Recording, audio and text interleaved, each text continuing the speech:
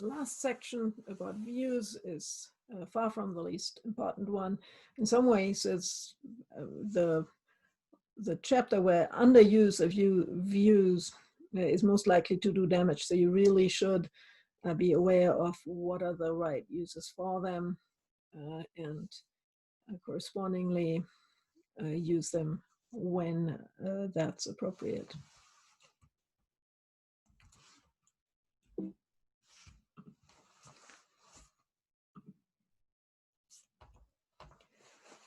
So views, the goal of views is that the concept of user views, multiple user views for the same database, that has to be supported somewhere through SQL. If you go back to the very first set of notes, the ability of giving different user groups different privileges, different views, different not just different access, but also a different presentation of the data. And views is the SQL concept that enables that.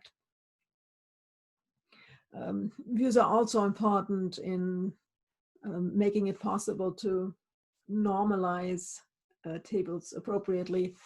So normalization means that we try to avoid uncontrolled redundancy. So if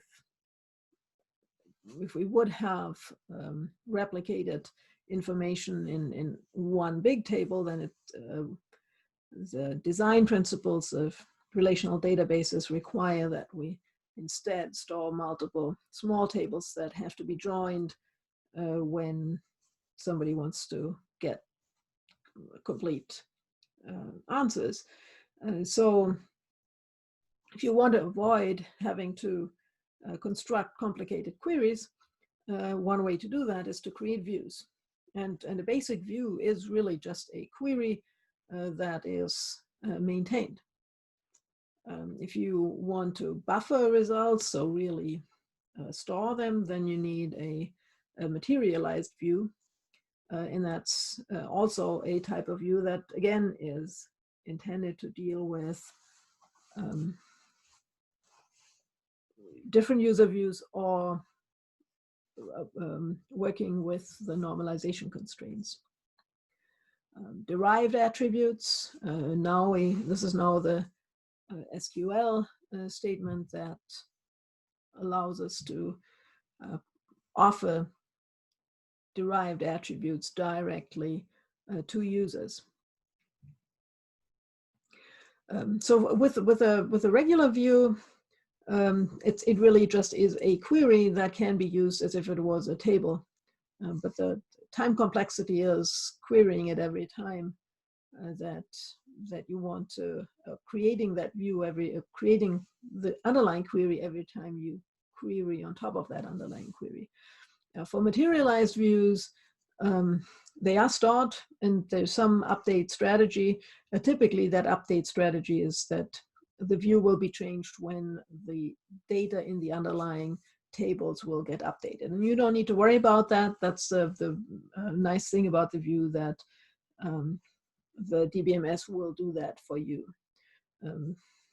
How that's done is not your business. If the DBMS for some reason concludes that it's more efficient to just recreate the view when it's being queried, that would be a strategy as well, and can, in some circumstances, with very frequent updates and very infrequent reads, that could be a good thing to do. But you don't need to worry about that. The query optimizer does. All you know is that whenever you get information out of the materialized view, it will be consistent with the underlying tables. So the syntax is create view, similar to create table. You also provide a name, but instead of, with create table, you would say create table and name, and then you would explicitly define those attributes.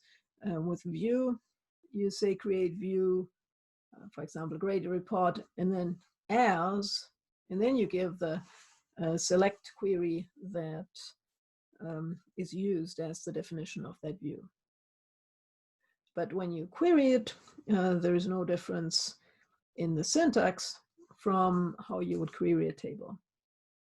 You cannot do updates of the view, though.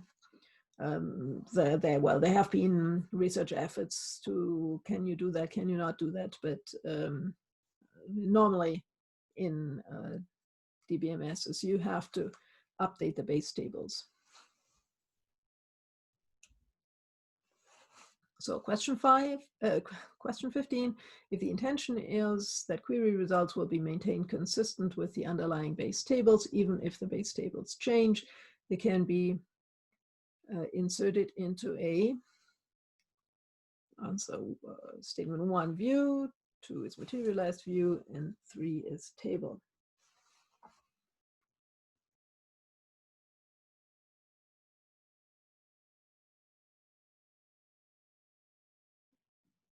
So 1 and 2, view and materialized view, are both correct, but table is not, a table would not be updated with regard to the base tables. For the attribute views, attribute names in views, if you don't provide the attribute names, so if you just say create view cost stats as select, then it will take over the attribute names from the base tables. But if you provide new names, you can do that too. That can be either can be useful depending on the circumstances. If you query one view where the attribute names were changed, then of course you will see the new attribute names when you query that view. And that was the rest of the SQL notes. Again, there's the many things, constraints and triggers and all sorts of things that we don't have time to discuss in this class.